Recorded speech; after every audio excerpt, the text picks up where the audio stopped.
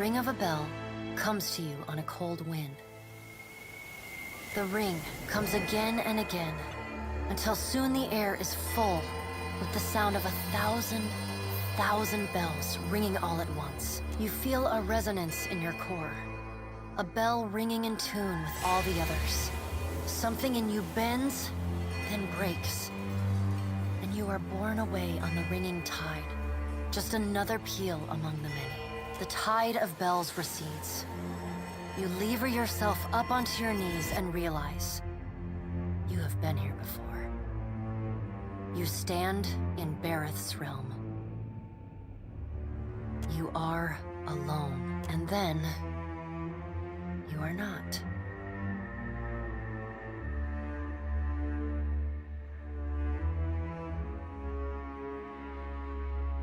An indistinct figure stands before you, flickering between forms like a fire-cast shadow.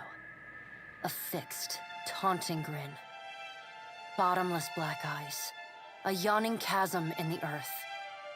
The aspects of Bareth, the Usher and the Pallid Knight, shift in and out of focus.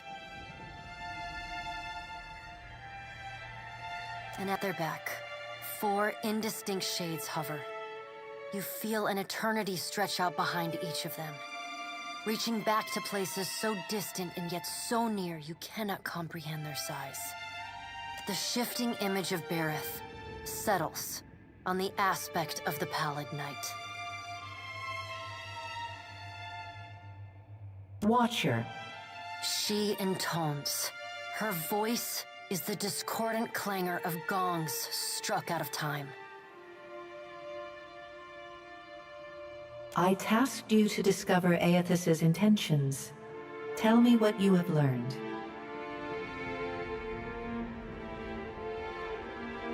The Pallid Knight knits her brows. He does not seek to return to the Beyond? Intriguing. Her sickly pale skin pulls tight across the bones of her face, as if the shell of this aspect does not quite fit the impossible creature it contains. The figure nearest Bareth dissolves and reforms in the image of a thin-lipped, ancient crone whose face has felt the melting kiss of fire. The goddess Wodica strides forward. Does Aethys frighten you, Bareth? He should. Magran subdued Aethys's influence once before, and yet he returned. From out of Wodica's shadow shuffles a hunched, bald man you recognize as the god Scan. His skin is mapped with swollen lash scars, and breath whistles through the ragged hole in his face, where his nose once was. He does not speak, but stares up at Wodica, with naked loathing plain on his ruined face. Wodica steeples her long, knob-jointed fingers. We must annihilate Aethys now, before he makes a rash decision we cannot easily annul.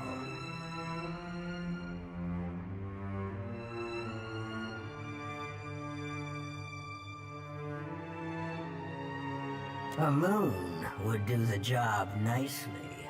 Wodica says, and grins.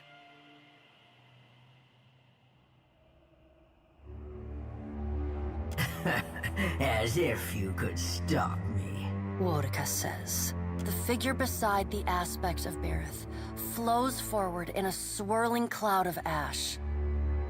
The ash falls to the tiles and reveals a molten-skinned woman, leaning on a monstrous, wicked-edged broadsword.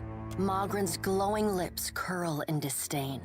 We must find a solution to the problem of Aethys that is neither do nothing, nor destroy the world.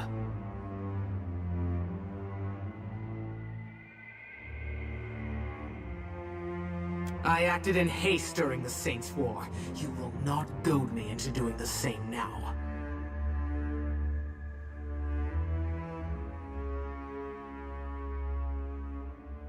To move against him while his plans are unknown would be the height of foolishness. We must find wisdom in precaution. Magrin says. The Pallid Knight tilts her head to the side and gives you the long-suffering, narrow-eyed look of a parent dealing with a particularly disappointing child. No.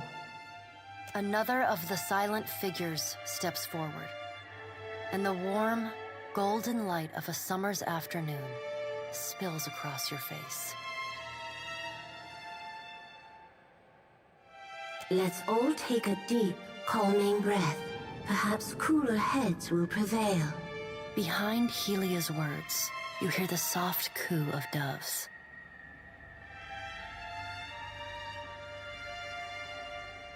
Helia peers down at you, her avian eyes blinking, refocusing, narrowing. Oh, it's you. It's been some time, Watcher of Cadnua.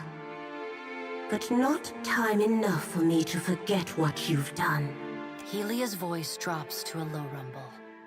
It catches in your mind, like a feather at the back of your throat.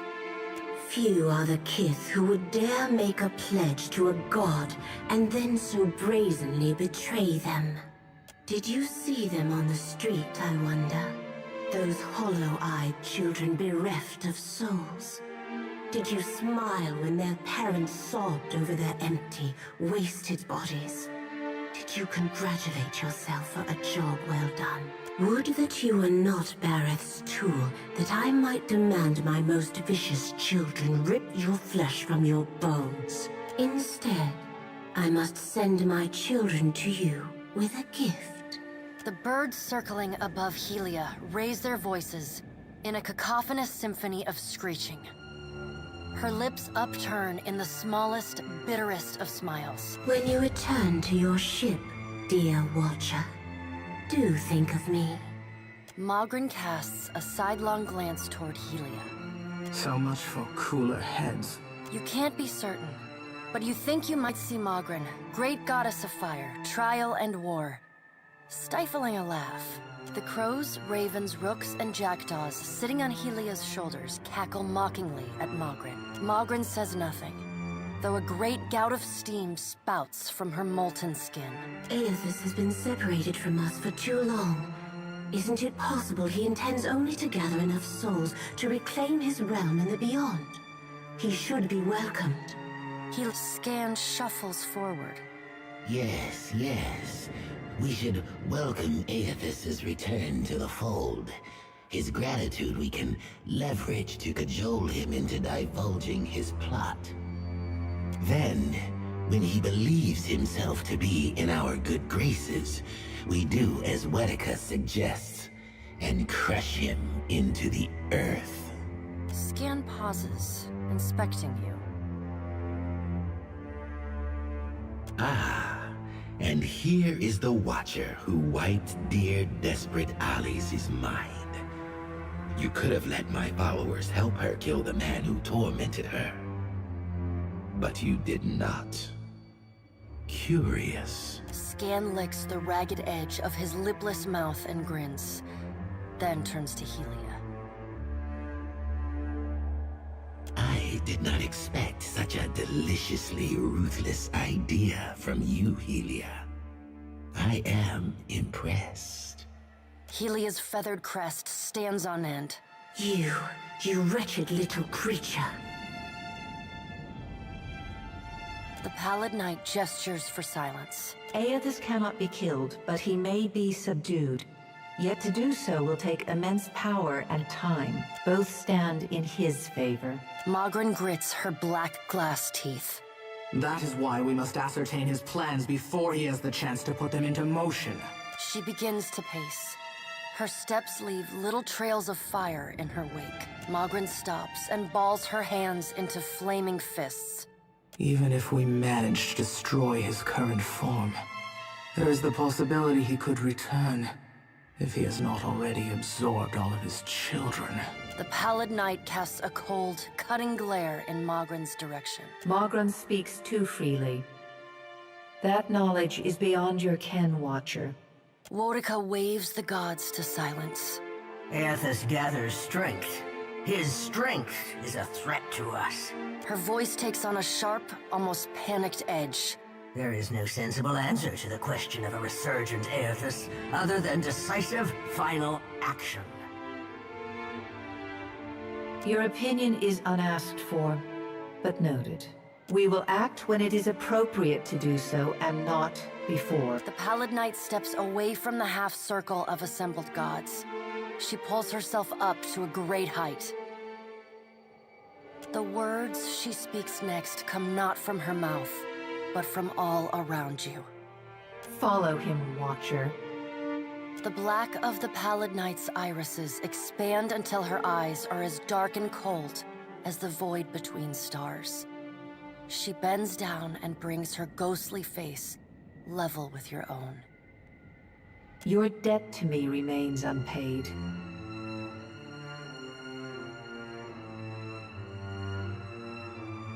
She stares at you, unblinking. Like a needle drawn to a magnet, you are pulled toward her one compulsory step at a time. Helpless to resist, you tumble into her impossible eyes. You fall wildly, endlessly, unable to find your bearings or slow your spin. And in the distance, above, no, behind you, comes an insistent ringing. You angle yourself toward it, searching for the sound. A small silver bell appears just inches from your fingertips. You reach for it, straining to still its interminable ringing. The moment you touch it, your soul slams into your body with all the force of a fall from the top of the sky. You blink open your eyes and find yourself on the floor of your ship's cabin, alone.